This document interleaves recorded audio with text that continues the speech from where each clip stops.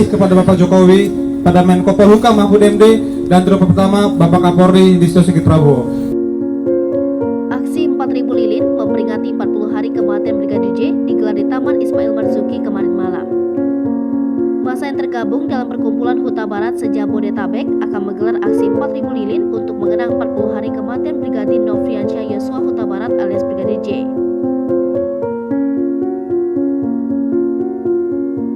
Kegiatan itu dilakukan di Plaza Taman Ismail Marzuki, Menteng, Jakarta Pusat sekira pukul 18.30. Adapun poster yang beredar, kegiatan itu bertemakan Justice for Joshua, 4.000 lilin, 40 hari kematian Brigadir J di TIM Jakarta 18 Agustus 2022.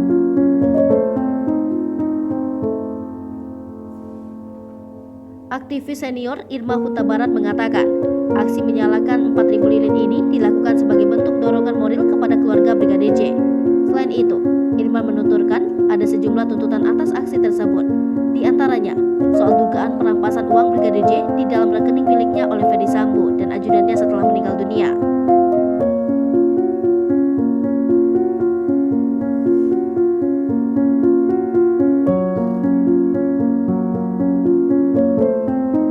Selain itu, Irma menyebut pihak keluarga Brigadir J akan mengikuti kegiatan itu melalui virtual dari Jambi.